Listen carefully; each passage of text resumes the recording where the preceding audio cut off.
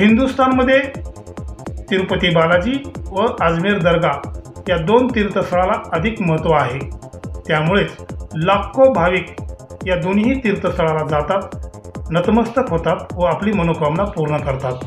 अशाच पद्धतीचा दौरा नुकताच अंबेजोगाई येथील काँग्रेस पक्षाचे शहराध्यक्ष मोहम्मद आसिफुद्दीन खतीब उर्फ बाबा यांच्या नेतृत्वाखाली आम्ही सर्व मित्रमंडळांनी एकसाथ केला।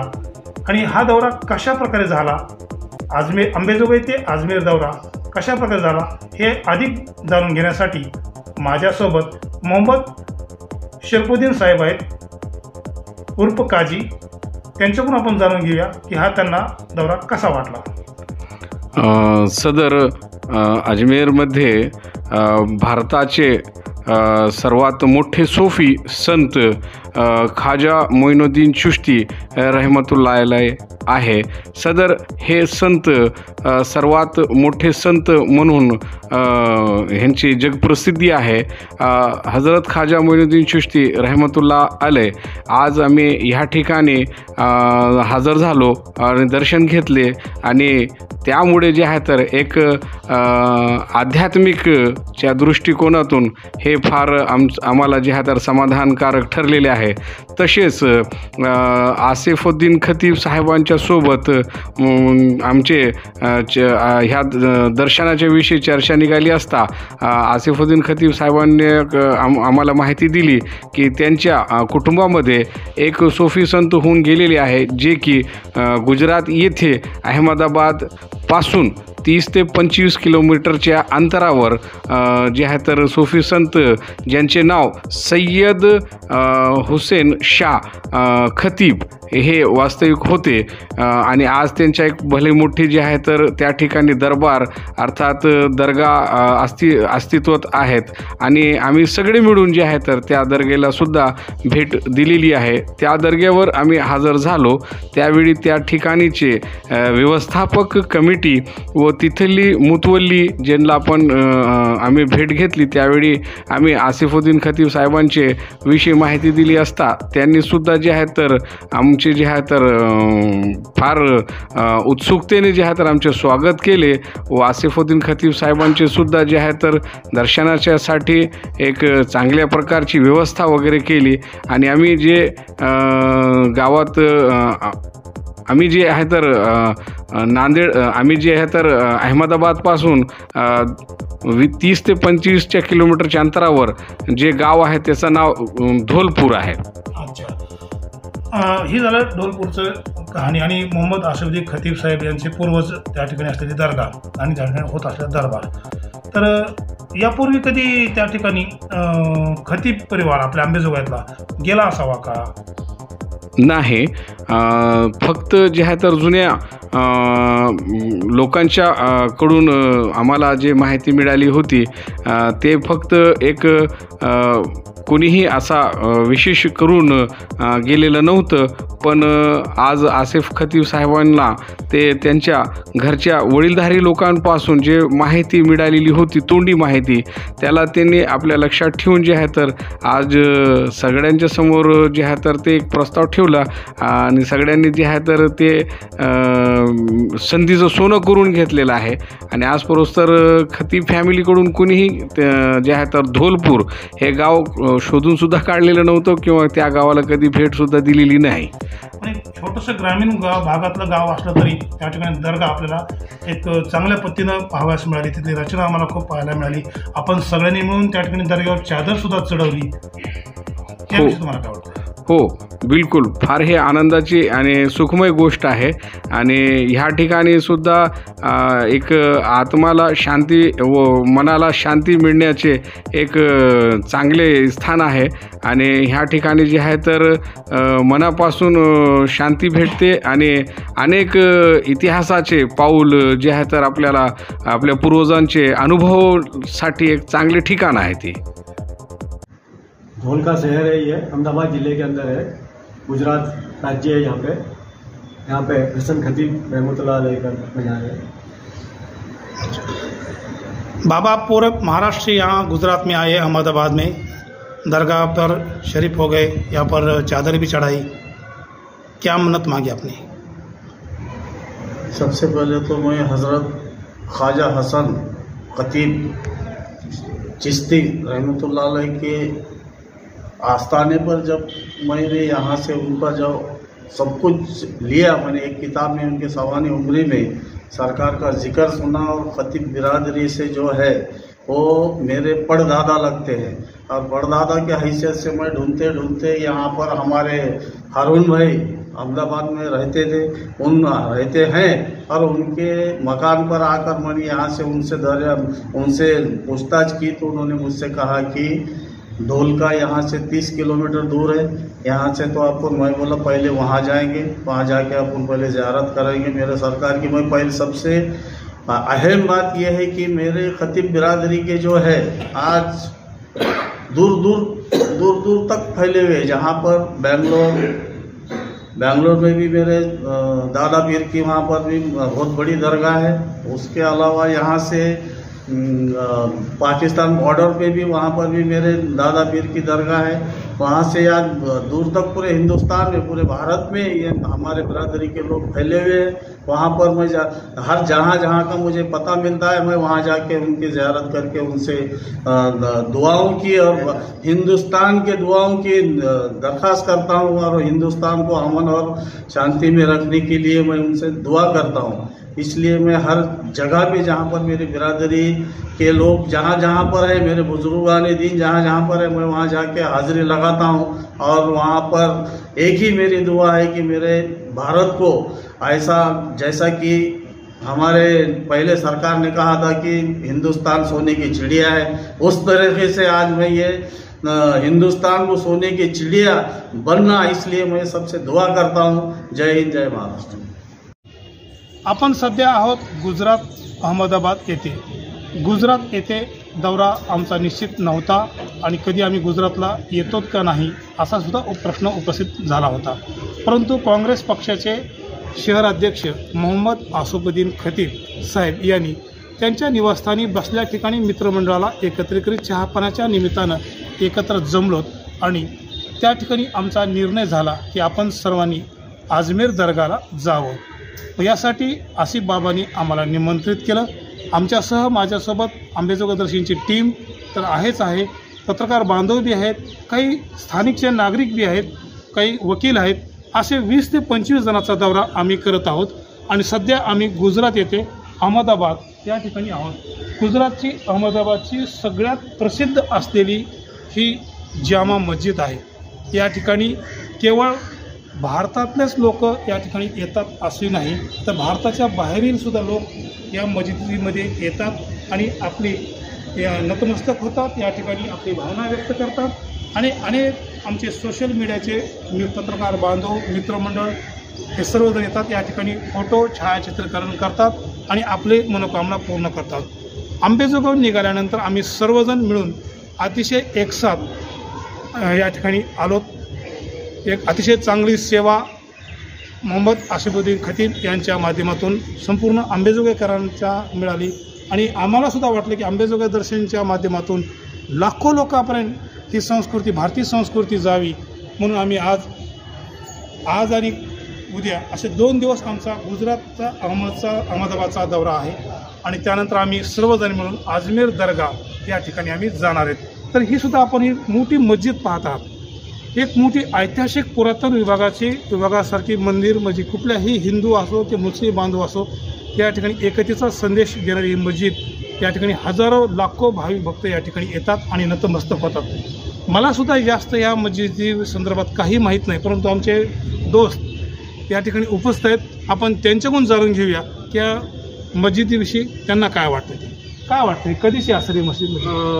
हे जे मस्जिद आहे याच्या बांधकामची जी शैली आहे हे दगडाची कोरून तयार केलेली मस्जिद आहे। सदर हे मस्जिद 700 ते 800 वर्ष जुनी मस्जिद आहे। ही मस्जिद जामे मस्जिद आहे। जामे मस्जिद म्हणले तर हे अहमदाबादमध्ये एरवी जे काही मस्जिदे असेल 150 ते सगळ्या मस्जिदाची एक अध्यक्ष म्हणून जामा मस्जिद असते, सदर हे मोठी मस्जिद आहे. ह्या ठिकाणी जुम्माची नमाज अदा केली जाते. हे जुम्माची मस्जिदच्या नावाने किंवा ह्याला जामा मस्जिद आपण असा नाव देऊ शकतो. सदर हे जे मस्जिद आहे ह्या ठिकाणी जे आहे तर पिलर भरपूर असे खांब जे की अखंड दगडापासून तयार केलेले आहे आणि त्याच्यावर मंडपसुद्धा हे दगडाचे मंडप आहे. सदर ह्या बांधकाम करताना असं आमच्या निदर्शनास आला की बाबा हे कोरीव काम एक अखंड दगडाच्या शिलेवर कोरण्यात आलेले आहे आणि याच्यामध्ये अनेक असे सुबक आणि जे आहे तर झाडाचे किंवा ह्याच्यावर डिझाईन आकृती असे काढलेले आहे की बघताना माणसांना असं वाटतंय की बाबा हे कसं तयार केलं असेल किंवा हे जे जुनी लोक असेल हे किती कष्ट करणारे लोक असेल यांचे विचार किती असेल आणि ह्याच्या कामामध्ये किती नजाकत आहे आणि किती खूबसूरतीने ह्यांनी जे आहे ते हे तयार केलेले आहे. सदर ह्या ठिकाणी दुसरा एक हे आहे की वजूखाना जे आपण म्हणतो, वजूखाना हे जे आहे तर काश्मीरी शैलीचा वजूखाना आहे. कारण की पूर्वी जे आहे तर ह्या वजू करताना लोकांना त्रास व्हायचा उन्हाचा पावसाचा, त्याचं रक्षण व्हावं म्हणून जे आहे तर काश्मीरी कलेचा एक छोटासा नमुना म्हणून हौदावर जे आहे तर लकडीचा कोरीव काम करून जे आहे तर छत तयार करण्यात आलेली आहे. या ठिकाणी आपण पाहतो बघा आता इथं हे जामा मस्जिदमध्ये आपण आहेत आणि आपण मुस्लिम असून सुद्धा अतिशय मराठी खूप छान बोलतात. आपण म्हणजे त्याबद्दल तुमचं अंबेजोगाई दर्शनच्या वतीनं खूप अभिनंदन. पण ही एक मस्जिद ज्या ठिकाणी भारतातून लोक गुजरातमध्ये अहमदाबादमध्ये येतात, लाखो भाविक येतात, नतमस्तक होतात, आपली मनोकामना पूर्ण करतात. तर त्याविषयी थोडंसं अधिक दर्शकांना आमच्या सांगा.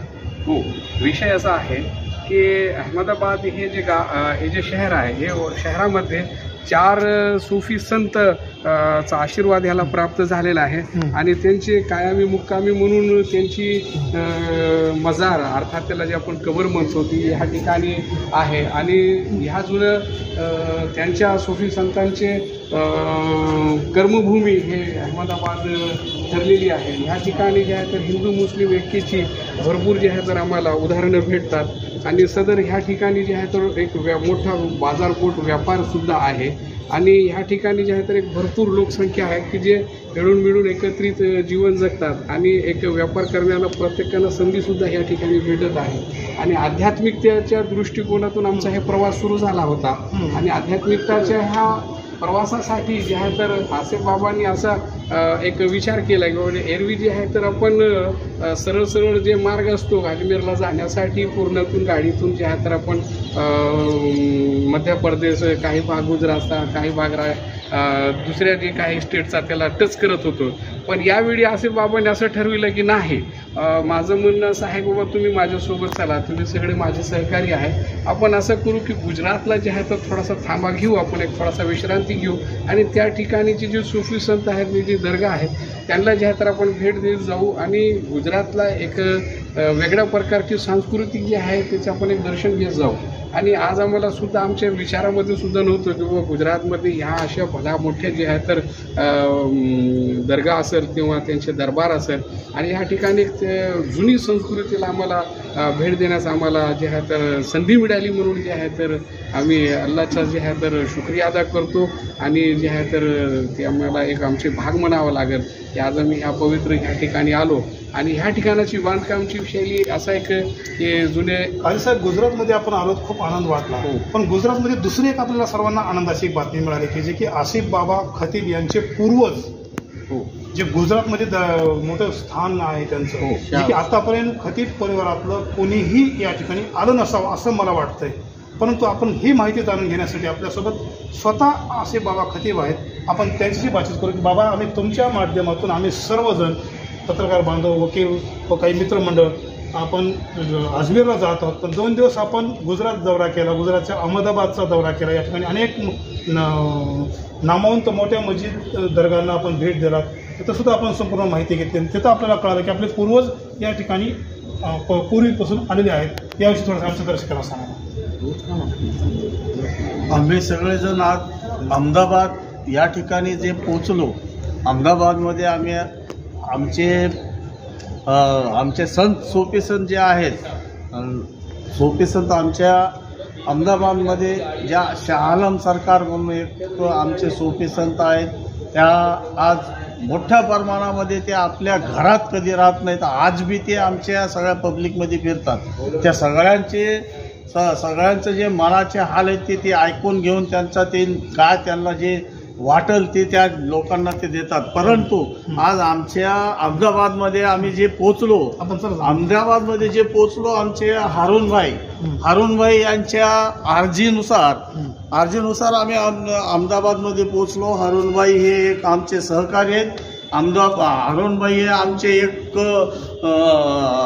दोस्त म्हणा, आमचे सहकारी म्हणा, आमच्या त्या भाऊ म्हणा, हे सगळे आमचे आहेत. पण ह्यांनी जी आमचा इथं जी व्यवस्था केली राहण्याची, खाण्याची, पिण्याची, किंवा अहमदाबादमध्ये ज्या ठिकाणी आमचे पूर्वज इथं ज्या ठिकाणी आज आराम करत आहेत त्या ठिकाणी आम्ही आमच्या पूर्वजांचे दर्शन घेता आम्ही एकदम अहमदाबादमध्ये आमच्या एक पुस्तकात असं लिहिलेलं होतं की बाबा हे आमचे पूर्वज हे त्यांच्या ह्याच्यानुसार हजरत ख्वाजा शेख मसूद किरमानी रहमतुल्लाह अलैह हे पण ह्या आमच्या गावात जे आहेत त्या पण इकडूनच आलेल्या आहेत. पण त्या सगळ्या बरोबर आलेले होते. आणि आज आमचे जे पूर्वज आहेत की आमच्या वंशातले आज ढोलका या गावी ते तिथं पोहोचले. तर तिथं त्यांना हजरत ख्वाजा गरीब नवाज यांनी त्यांना आदेशित केले की बाबा तुम्ही ह्या ठिकाणी जाऊन तुम्ही इथं सगळ्यांची सेवा करा आणि इथं जे असेल तुम्हाला जे मिळेल त्या तिथूनच तुम्ही तुमचं सगळं हे करा. कारण आमचे जे पूर्वज जिथं आज 5-7 पिढीपासून आलेले आहेत, 5-7 पिढ्यापासून ते इथं आज सगळ्याचा तळ ठोकून बसलेले आहेत. आणि आंब्या ढोलका या गावी एक असं एक छोटंसं एक गाव आहे. पण त्या गावात अशी आज आम्हाला बघायला मिळाली की आम्ही कधीही आमच्या आयुष्यात आमच्या 7 जन्मात आम्ही बघू शकत नव्हतो. परंतु आज ढोलका या गावी जे आमचे पूर्वज तिथं जी आज बसलेले आहेत, सोबीसन झालेले आहेत, ते आमच्या गावाकडून ते इकडं जे आले होते त्यावेळेस ते एका नमाज पढविण्यासाठी त्यांना इकडं आणलेलं होतं. नमाज त्यांनी इथं अदा करीत त्यांना हजरत ख्वाजा गरीब नवाज यांनी त्यांना आदेशित केले की तुम्ही अशा ठिकाणी जाऊन तुम्ही तिथं सेवा करा. तिथल्या सगळ्या लोकांना आपलं जे पाठ पुराण जे बी पोथी पुराण जे आहे त्यांना शिकवा आणि तुम्ही तिथे राहा असे आदेशित केल्यानंतर ते ढोलका इथे जाऊन त्यांनी हे केलं. पण आज आमच्या 7-8 पिढीपासून आम्हाला सुद्धा माहीत नव्हतं की आज हे आमचे पूर्वज इथं आहेत. हे झालं गुजरात अहमदाबादपर्यंत. त्यानंतर आपण सर्वांनी मिळून अजमेर दर्गा या ठिकाणी सुद्धा आपलं सर्वांचं आगमन झालं. त्या ठिकाणच्या अजमेर येथील बाबांनी सुद्धा आपल्या आंबेजोगाईतील मोहम्मद आसिफ खतीब साहेब यांचं आपल्या सर्वांचं स्वागतही केलं. आणि आपणही छान दर्गाचंही दर्शन घेतलं आणि त्या ठिकाणी आपण सर्वांनी म्हणून चादरही चढवली आणि प्रत्येकाने आपापल्या पतीनं मनोकामना म्हणतही मागितली आणि लवकरच आपल्या सर्वांची म्हणत सुद्धा पूर्ण होईल. पण अजमेर दर्गाविषयी आता थोडंसं अधिक तुम्हाला सांगावं वाटावं मला असं वाटतं. विशेष तर हे हजरत ख्वाजा मोइनुद्दीन चिश्ती रहमतुल्लाह अलैह सदर हे सूफी चिश्तिया पंथाचे सिलसिलेचे बानी आहेत.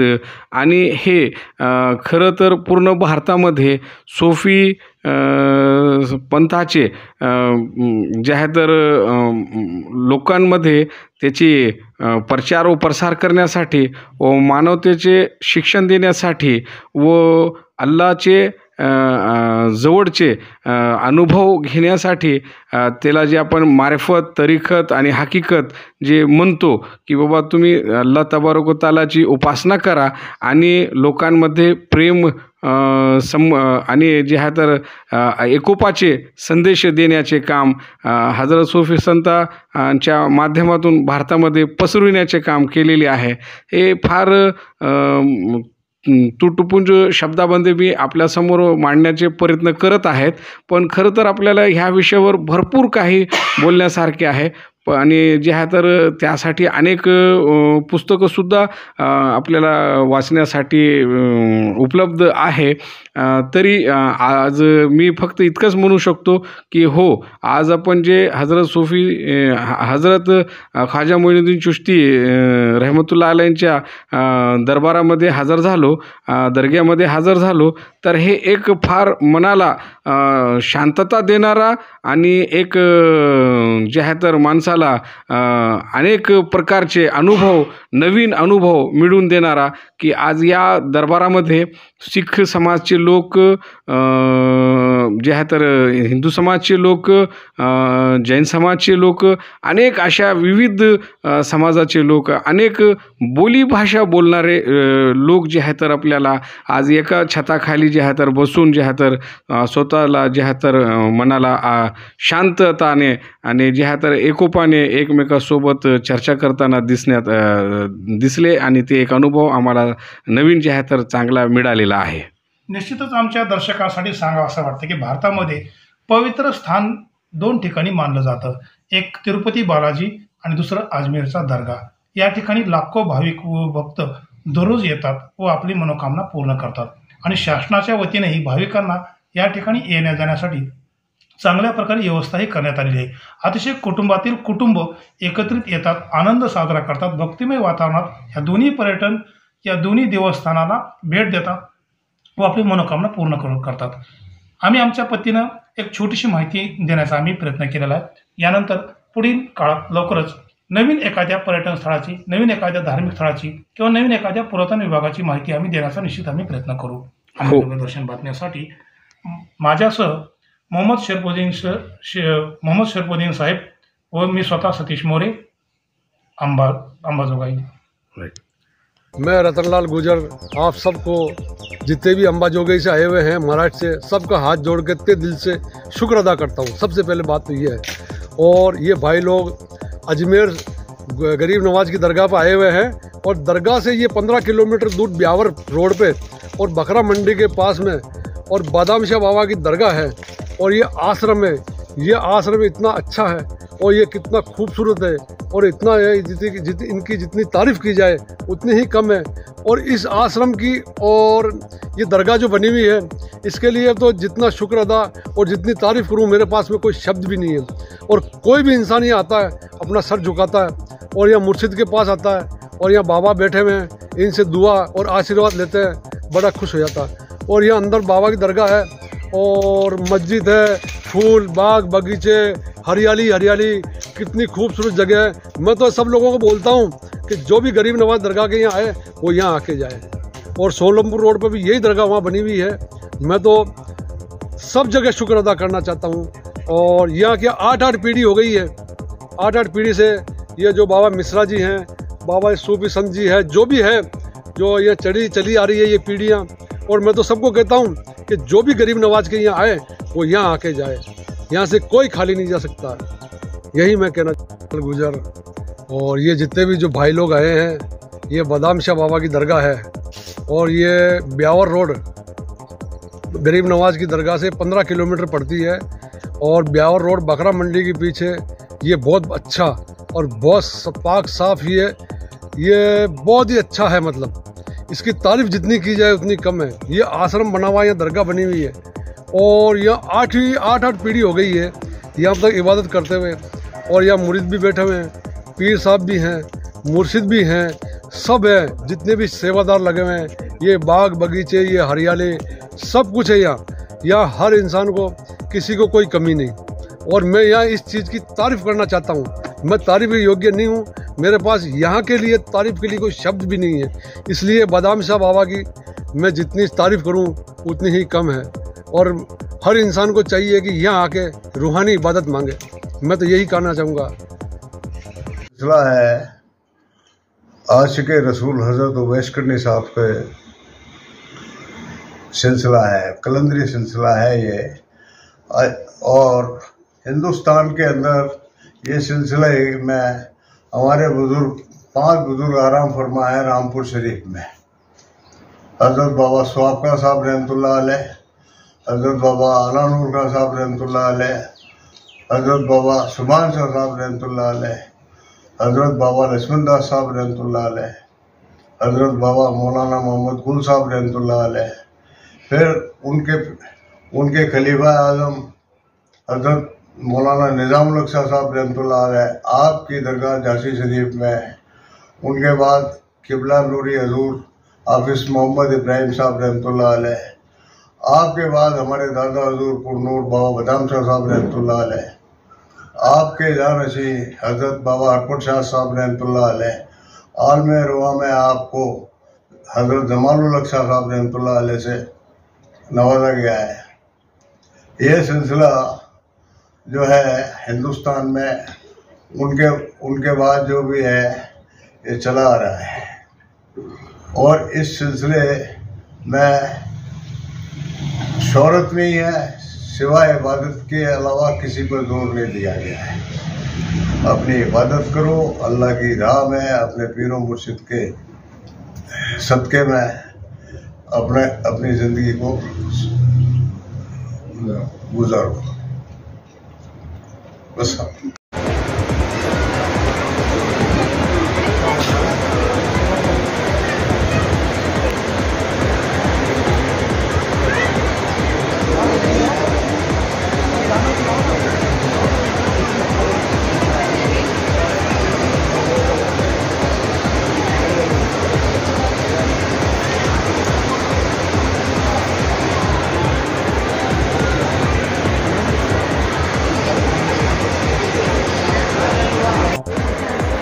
ठीक रहा जी।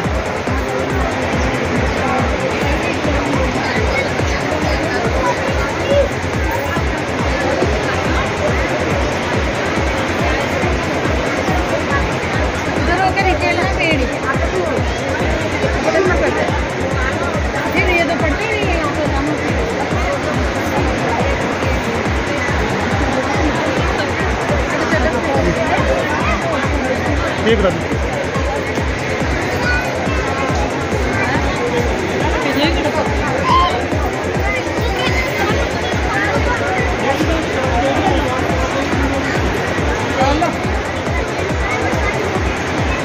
पकड़ तो वोट नहीं पड़िया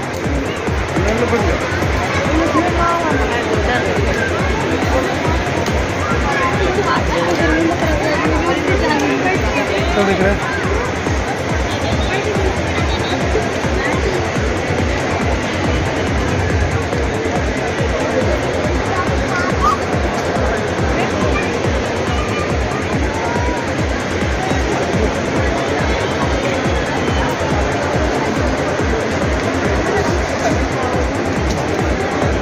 ना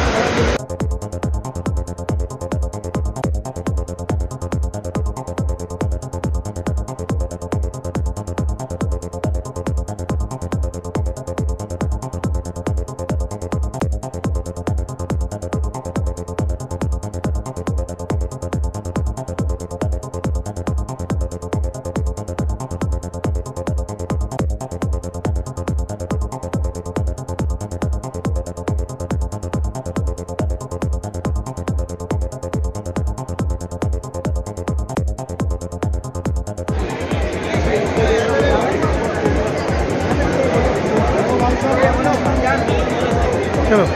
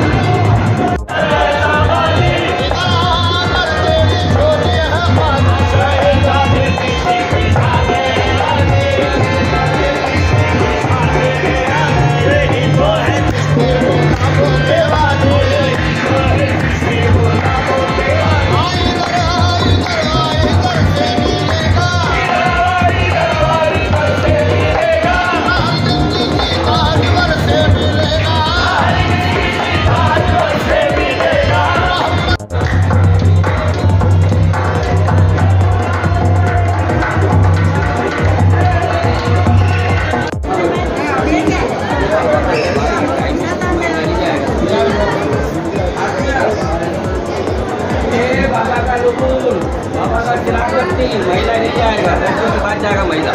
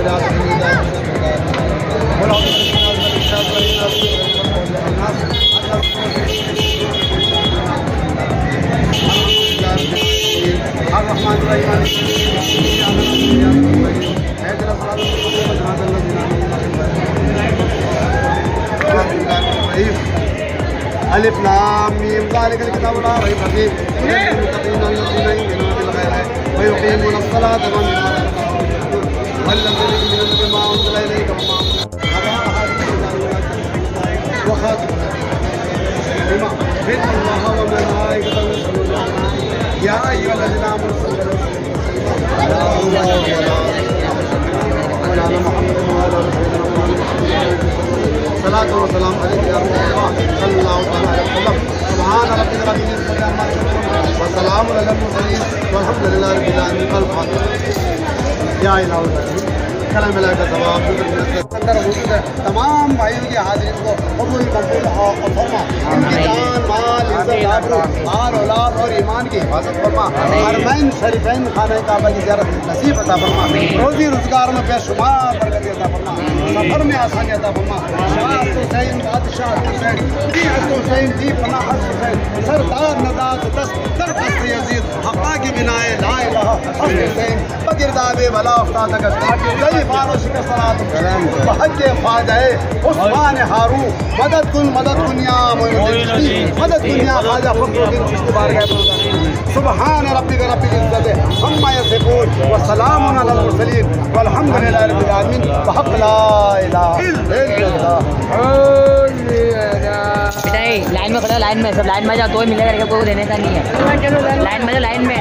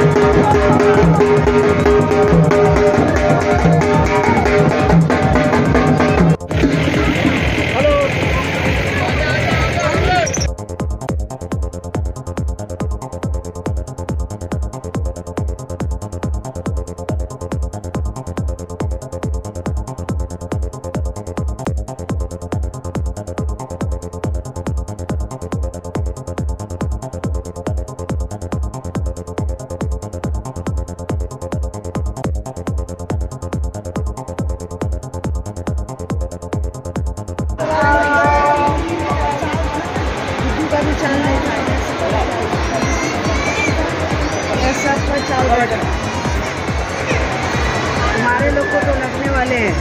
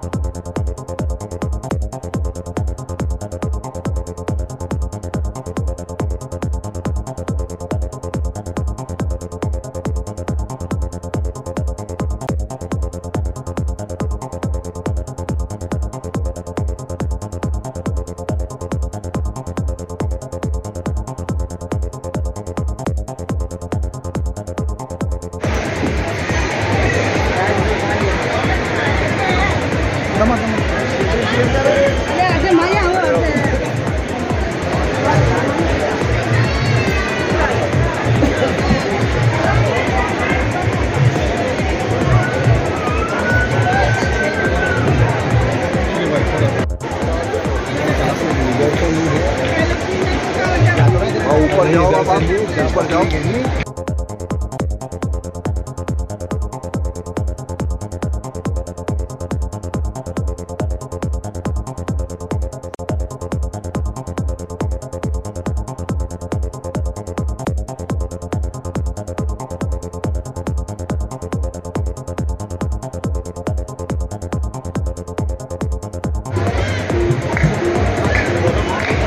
बाबा एक फोटो यहाँ पे लेने का है, एक फोटो।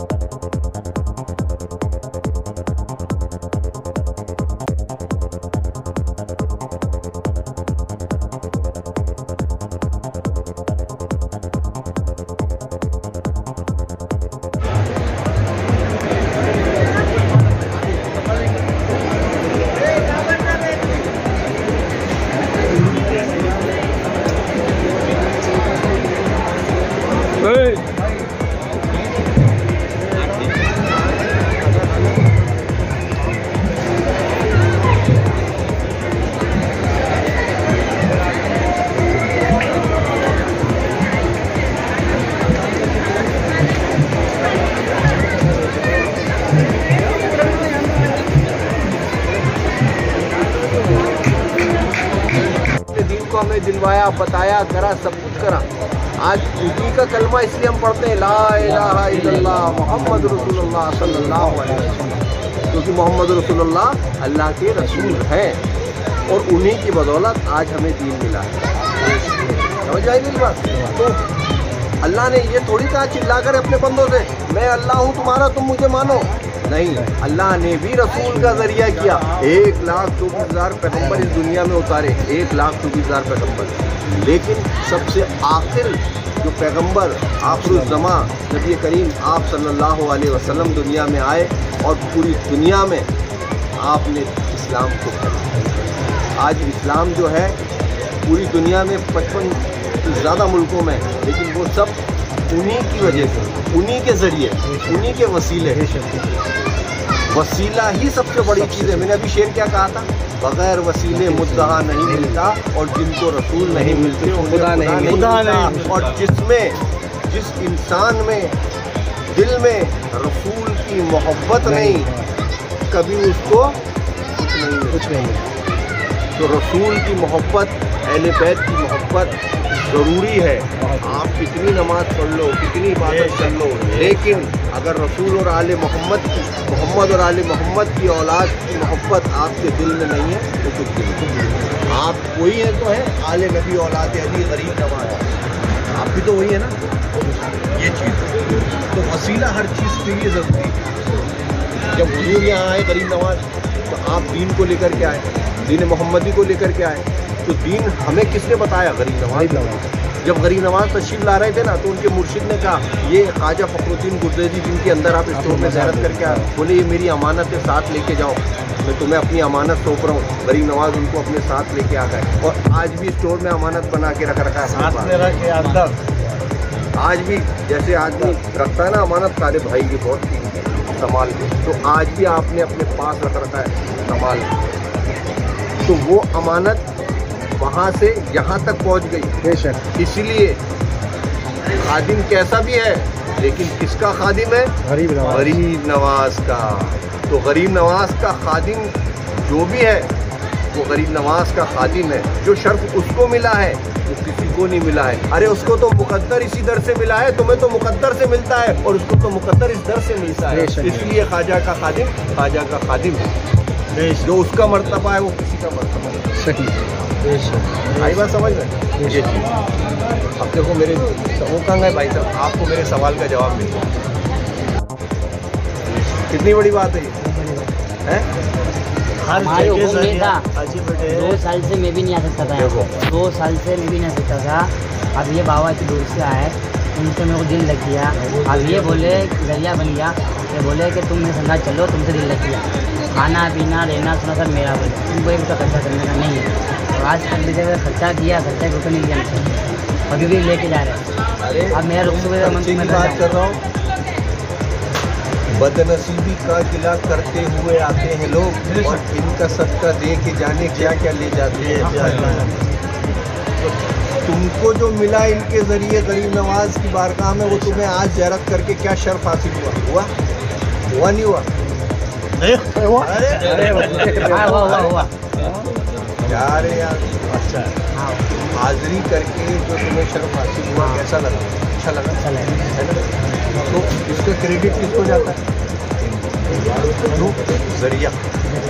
समझ गया मेरी बात? जरिया इन्होंने कुछ नहीं किया है, सिर्फ उनकी मोहब्बत में लुटाया है। और तुमने जो पाया है वो इनकी मोहब्बत में पाया है, लेकिन वसीले से पाया है। ये वसीला कहाँ जुड़ रहा है? इधर। और ये कहाँ जुड़ रहा है? इधर। कड़ी को पकड़ के कड़ी मिलेगी, कड़ी से कड़ी मिलेगी, हाथ से हाथ में लटक के बेकार लटक के रह जाओगे, जिसका कोई होती नहीं है। अच्छा आप एवरेज बात तो मांगू प्यासी से आता हूँ, लेकिन जो चीज़ हमको जो नहीं मिली ये आज तुमको मिली हो पहली बार, मुझे तो मिली भाई, मैं उनका गुलाम हूँ। तुम्हारे इसमें भी जरिया इनोज बने ना।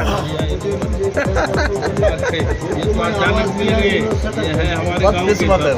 नहीं सुनो सैयदना मौलाना नबीना शफीना हबीबना व अला आलि सैयदना मौलाना मुहम्मद मुबारक वसल्लम। अस्सलातु वस्सलाम अलैका या रसूल अल्लाह, अस्सलातु वस्सलाम अलैका या नबी अल्लाह, अस्सलातु वस्सलाम अलैका या ख्वाजा कुल ख्वाजा अताए रसूल गरीब नवाज ख्वाजा आज़म। या गरीब नवाज आप रहमतुल लिल आलमीन के नायब है मौला, आप नाइब रसूल हैं, आप अताए रसूल हैं। आप बेहतर जानते हैं सबके दिलों के हाल, आप तो सब रोशन है, आप तो रोशन है गरीब नवाज को असरार दिल और अर्ज़ किस की करूँ मैं मुझे।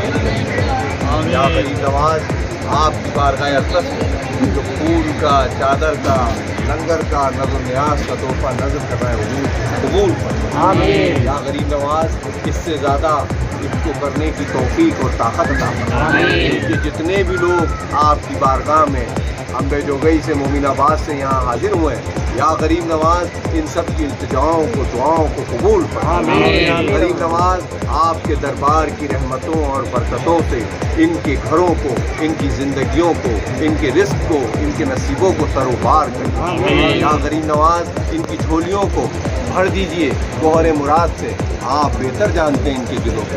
ये दिलों में जितने भी अरमान लाएँ, जो भी तमन्नाएँ लाएँ, जो भी मकसद लाएँ, जो भी मुरादें लाएँ, गरीब नवाज इनकी दुआएं कबूल हो। गरीब नवाज आप बेहतर जानते हैं आका इनके दिलों का हाल। ये आपके नाम से आपके गुलाम की खिदमत करते हैं, इज्जत करते हैं, मोहब्बत करते हैं। आका इनको सबको इनका नेक सिला था, आप करम फरमाइए, आपका करम हो जाए और इन सब का बेड़ा पार हो जाए। ला इलाहा इल्लल्लाह मुहम्मद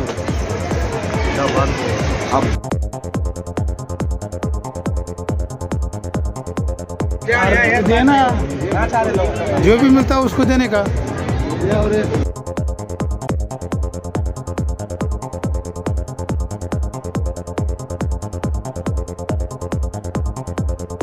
की जगत पिता ब्रह्मदेव की। देखिए सर, आप लोग यहाँ पुष्कर जिसके लिए आए हैं, कुछ चलो पुष्कर जी नाम से हमारे इधर में कोई मंदिर नहीं है, कोई मूर्ति नहीं है, कोई टेम्पल नहीं है। पुष्कर जी नाम है इस पवित्र सरोवर का।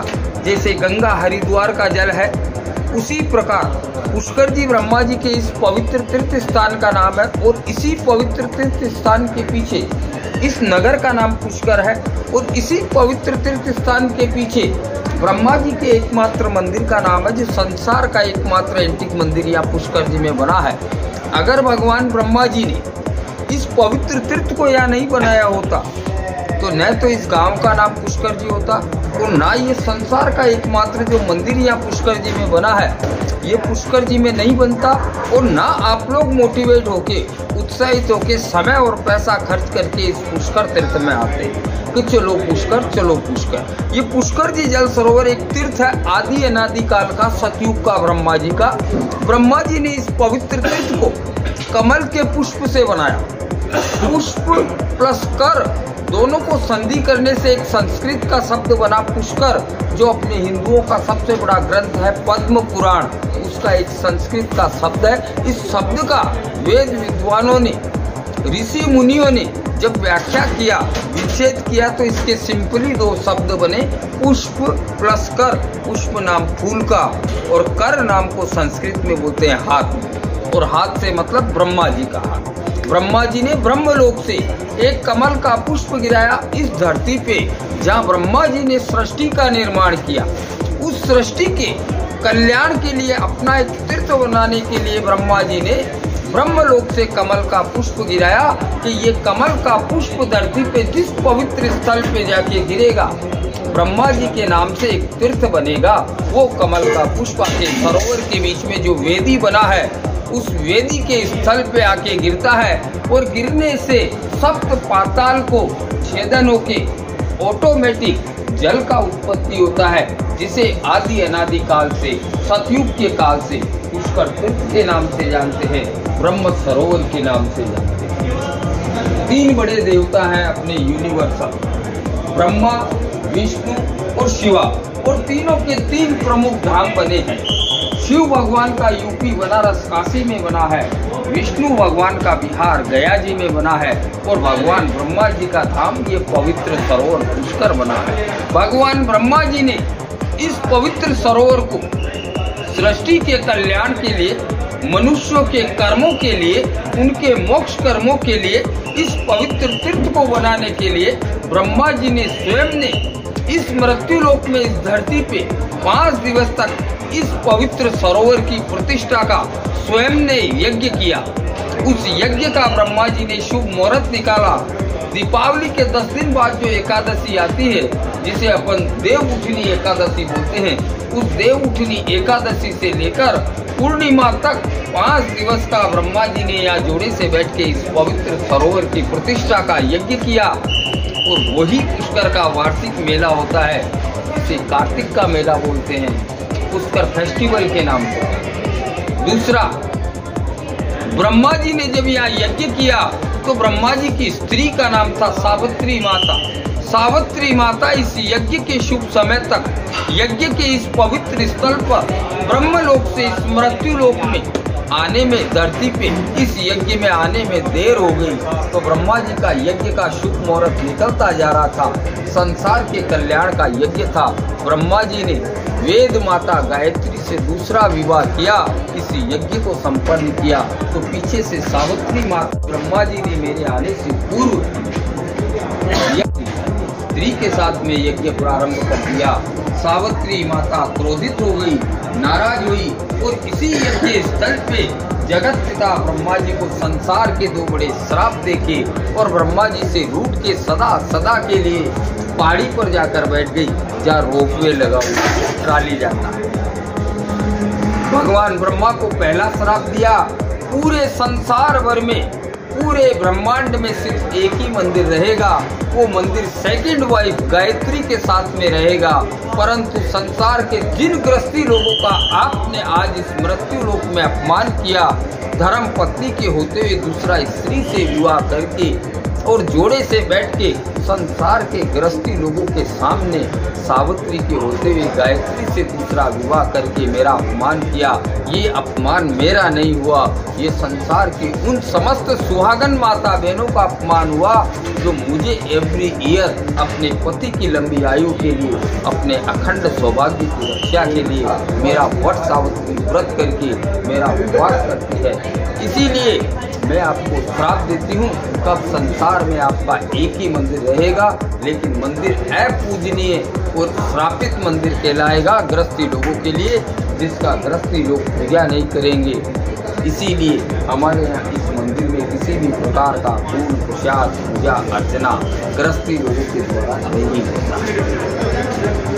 दूसरा श्राप दिया कि जिस पवित्र जल को आपने कमल के पुष्प से उत्पत्ति किया, उसी का आपने यज्ञ किया और उसी पवित्र सरोवर के शुद्धिकरण के लिए और संसार के मनुष्यों के कर्मों के लिए, उनके मोक्ष कर्मों के लिए, उनके कल्याण के लिए इस पवित्र सरोवर को बनाने के लिए आपने स्वयं ने जगत पिता ब्रह्मा ने धर्म पत्नी के होते हुए दूसरा स्त्री से विवाह करके और घोड़े से बैठ के संसार के गृहस्थी लोगों के सामने इस पवित्र जल सरोवर को धाम को पूजा और मेरा धर्म पत्नी का अपमान किया। अब मैं आपको श्राप देती हूँ कि जिस पवित्र जल को आपने संसार के कल्याण के लिए पूजा, अब संसार का जो भी गृहस्थी आपका नाम लेके आपके तीर्थ में आएगा, वो अब मेरे श्राप की वजह से आपके मंदिर का आपका पूजा नहीं करेगा, आपके नाम से आपके जल सरोवर धाम का पूजा करेगा, जिसका आपने स्वयं ने जोड़े से बैठ के पूजन किया। इसीलिए इस पुष्कर तीर्थ में यात्रीगण इस पवित्र सरोवर में 3 कामों के लिए आते हैं। पहला काम, परिवार में कोई गुजर जाता है तो उसका अस्थि विसर्जन करने के लिए इस पवित्र सरोवर में लेके आते हैं। दूसरा कार्य, हिंदू शास्त्रों में सबसे बड़े जो देवता कहे गए हैं वो परिवार के पितृ प्राणी, माता पिता, दादा दादी, परदादा परदादी, 7 पीढ़ी में कोई जाना अनजाना परिवार में पितृदोष होता है, तो उस पितृदोष के निवारण के लिए इस तीर्थ में पिंडदान और श्राद्ध करने से पितरों की शांति होती है, पितृदोष का निवारण होता है। क्योंकि भगवान रामचंद्र जी स्वयं इस पवित्र तीर्थ में अपने पिता दशरथ जी के मोक्ष के लिए इस पवित्र तीर्थ में आए थे और यहीं पर अपने पिता दशरथ के पिंडदान और श्राद्ध करके उनके मोक्ष की भगवान ब्रह्मा जी से कामना की थी। तीसरा कार्य होता है, जो राजी खुशी आते हैं, घूमने फिरने के लिए आते हैं, अपने परिवार की मनोकामनाओं के लिए आते हैं, अपने परिवार की सुख शांति के लिए आते हैं, वो इसी पवित्र सरोवर का श्रद्धा भावना से स्नान करते हैं। स्नान नहीं करते हैं तो छींटा मारते हैं और जैसे गंगा मैया को जल के रूप में, माँ के रूप में पूजते हैं। इस पवित्र धाम को जगत पिता ब्रह्मा जी के नाम से पूजा जाता है। 20 रुपये का ये हमारे यहाँ जगह जगह कमेटी की दुकानें बनी हैं, जहाँ रियायती दर का एक परिवार का 20 रुपये का थाली मिलता है, जिसमें 7 चीज़ों का मिश्रण आता है। कुंकू, रोली, मोली, चावल, हल्दी, पुष्प, नारियल, 7 चीज़ों का मिश्रण का थाली मिलता है। ब्राह्मण लोग आपको 3 मिनट का आपके नाम से, आपके गोत्र के नाम से, आपके परिवार की सुख शांति की कामना कराते हैं, आपके पूर्वजों को जलदान दिलाते हैं। उनका कोई शुल्क चार्जेज नहीं लगता है। क्यों नहीं लगता है? कि इस पवित्र सरोवर के अराउंड में चारों तरफ 52 घाट बने हैं। राजा महाराजाओं के जल का मनोकामना करके इस तीर्थ के किनारे बने हैं। इसी जल का मनोकामना करके पूरे नगर में 1000 से अधिक मंदिर बने हैं। परंतु आप लोग कहीं भी दर्शन के लिए गृहस्थी लोग जाते हैं, कहीं भी आपके हाथों से फूल प्रसाद पूजा अर्चना इस नगर में नहीं होता है। क्योंकि यहाँ का जो चमत्कार है, महिमा है, इस तीर्थ में कुछ मांगा जाता है, कुछ भगवान का विधि कर्म किया जाता है, वो सब चमत्कार इस जल का है। इसके पीछे ये नगर बना है, जिसके पीछे आप लोग आते हैं, जिसके पीछे यहाँ का मेला लगता है। इसीलिए 52 घाटों का, पूरे नगर के 1000 मंदिरों का एक ही जगह यहाँ गवर्नमेंट का चैरिटी लंगर भंडारा बना है। किसी का श्रद्धा है, भावना है, सामर्थ्य है, किसी को भगवान ने लायक बनाया, कुछ दान देने का इच्छा होता है तो वो लंगर भंडारे में देते हैं, जहाँ से आपको फोटो प्रसाद और पावती प्राप्त होती है। बोलिए पुष्कर महाराज जय। तो मेरा नंबर दूंगा, यूट्यूब पे मेरा नंबर भी डालना, पंडित दिनेश पाराशर के नाम से। इससे कोई संपर्क करने वाला होगा वो दरबार का करना है तो इसमें 1 घंटे का आपके पास समय होना है। ये टाइम नहीं है ना, 12 बजे नहीं, ऐसा नहीं। एक स्थल पे खड़े हो तभी किया जाए, एक स्थल पे समय का नहीं हो।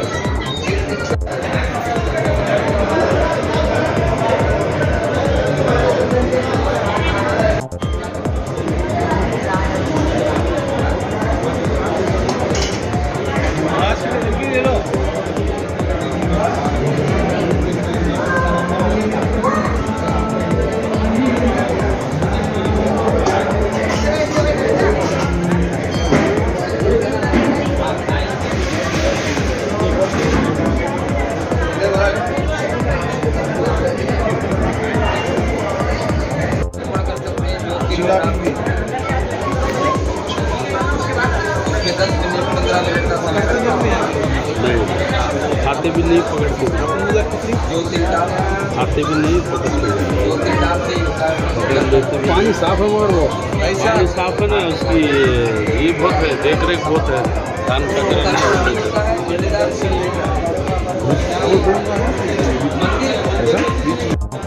पुष्कर दर्शन जिसके लिए आप लोग आए, पुष्कर चलो पुष्कर चलो। पुष्कर हिंदुओं का सबसे बड़ा तीर्थ स्थान है, जहाँ पर बैठ के भगवान ब्रह्मा ने इस दुनिया को बनाया। ब्रह्मा जी की पूजा पूरे भारत में एक ही जगह होती है, पुष्कर देवल पे, ब्रह्म सरोवर पे। यहाँ पे जो भी अमीर गरीब हिंदू मुस्लिम सिख का ही आदमी आता है, 2 कार्य के लिए आता है।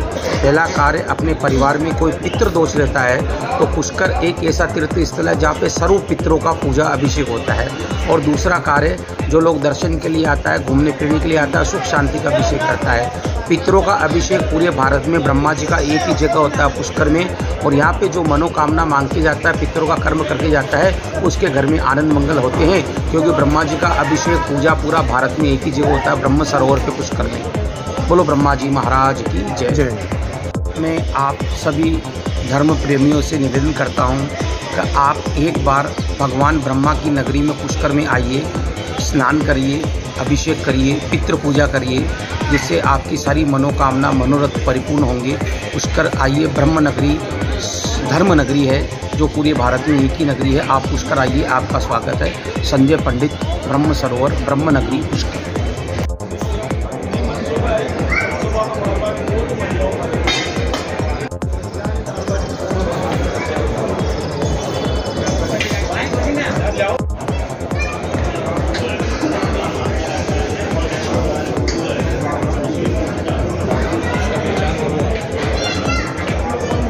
इसलिए तो आया हूँ, मैं प्रेस रिपोर्टर हूँ, इसलिए तो आया हूँ और आने का मौका मिला। बहुत अच्छी चीज़ें निकली है। ठीक।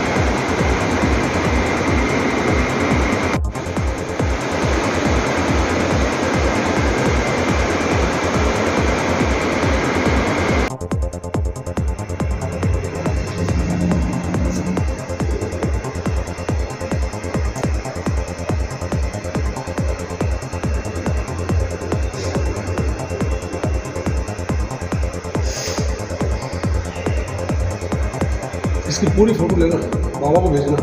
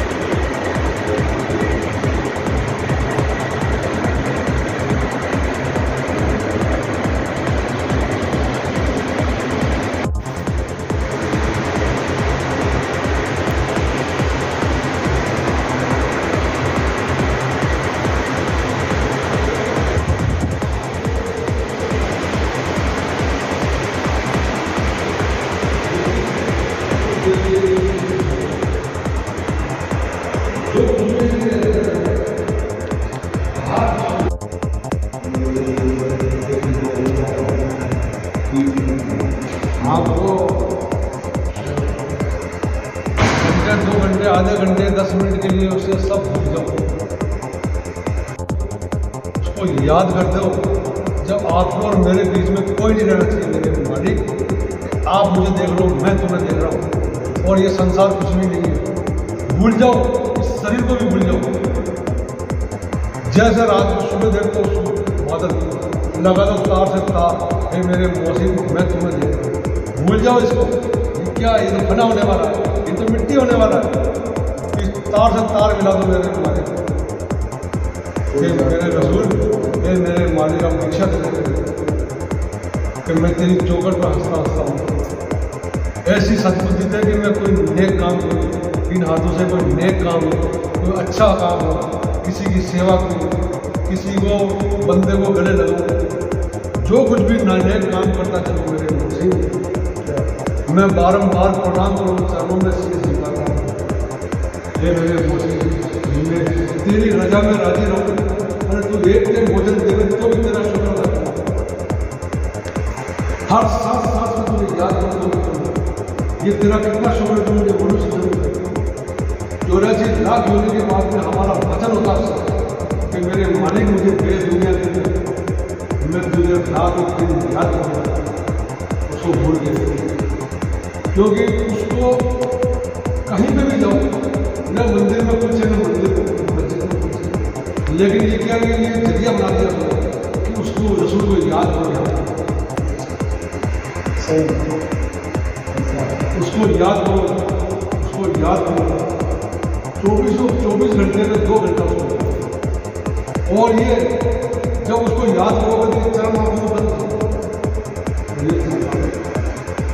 आप देंगे, क्योंकि जिसने भी पाया रो रो के पाया, जिसने भी पाया रात को जाग जाग कर पाया, अकेला महसूस कर कि मेरे बोले की दुनिया के अंदर अकेला होता है, उसको याद करो कि आपको मेरे बीच में क्योंकि आप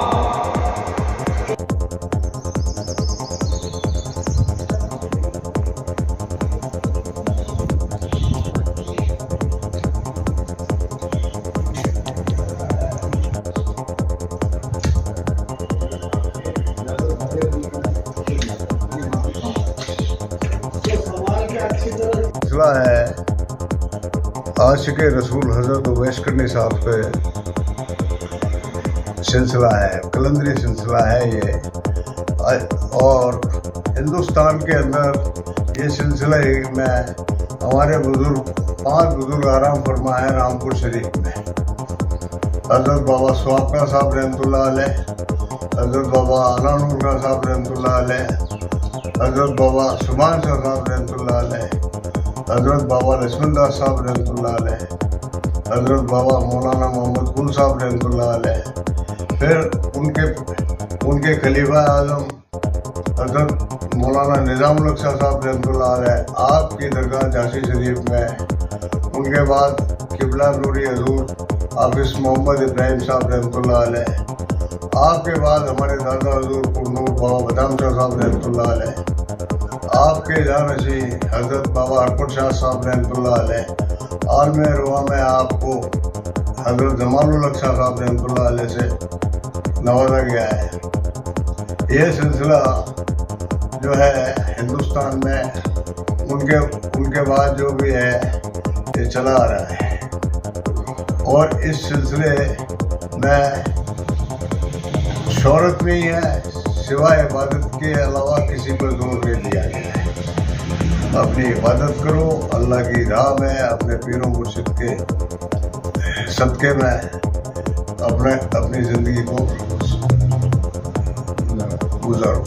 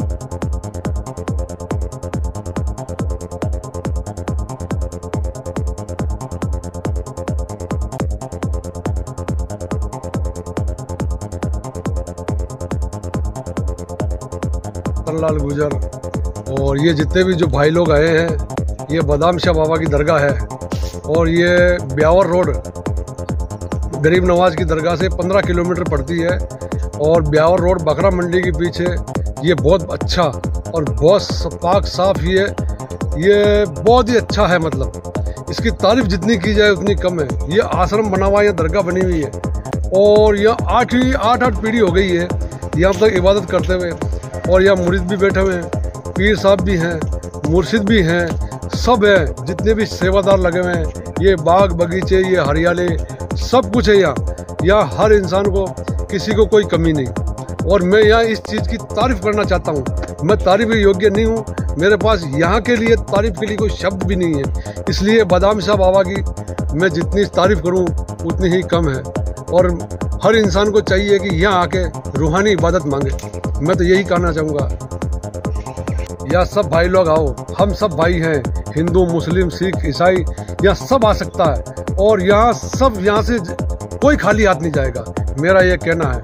और यहाँ सिर्फ मालिक की रूहानी इबादत मांगो आप, यहाँ रूहानी इबादत करो आप, यहाँ बहुत अच्छे रहो और अपनी जीवात्मा रूह को पाक करो यहाँ। और यहाँ बाग बगीचे हरियाली, अंदर कितनी खूबसूरत दरगाह है और इतने पंखे एसियाँ लगी हुई है और जितनी भी आप यहाँ के लिए तारीफ़ की जाए उतनी कम है, यही कहना चाहता हूँ।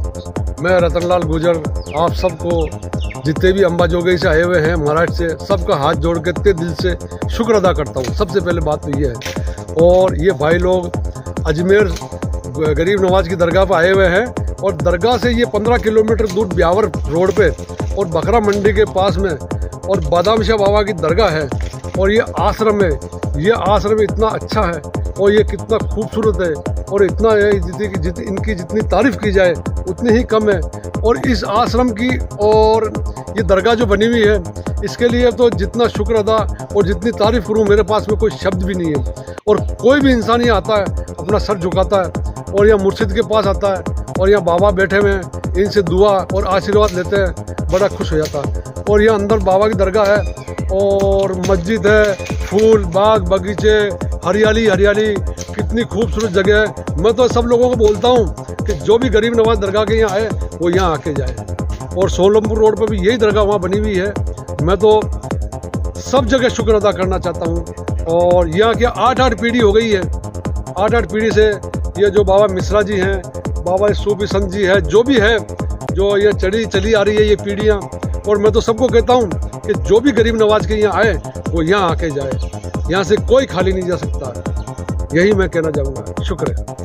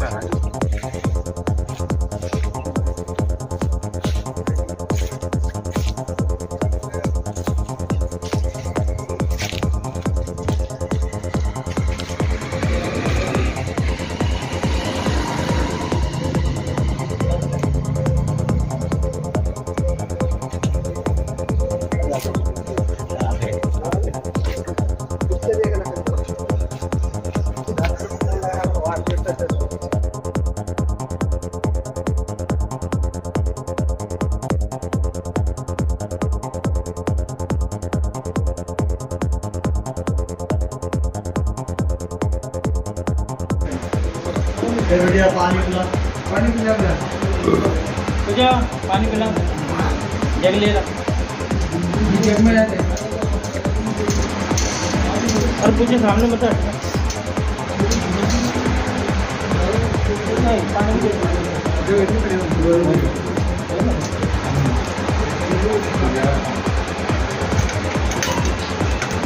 आज खास मौका है, रक्षाबंधन है।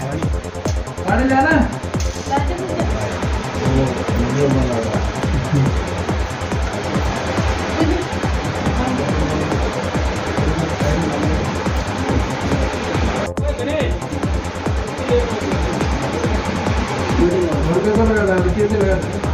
भाई साहब को बोला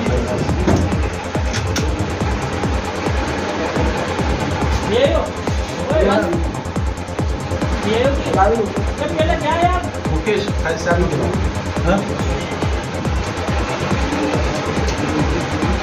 दीदी थोड़ा साइड से।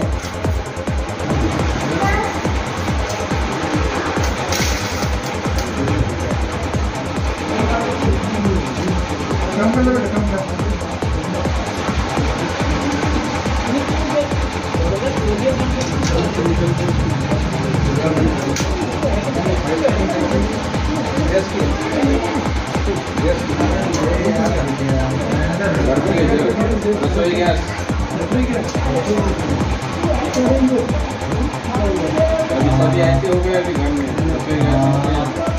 मेरे बारे में वो मुद्दा है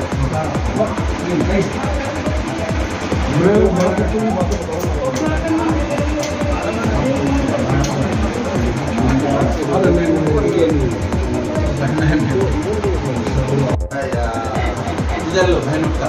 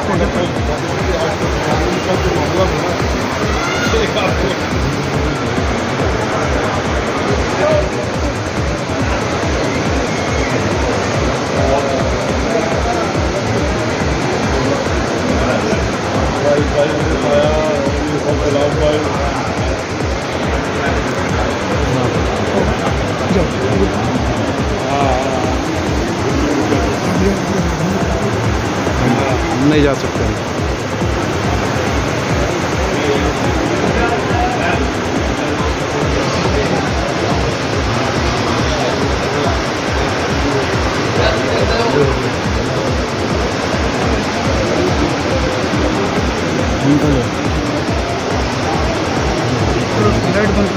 हाँ बॉम्बे ओरिएंट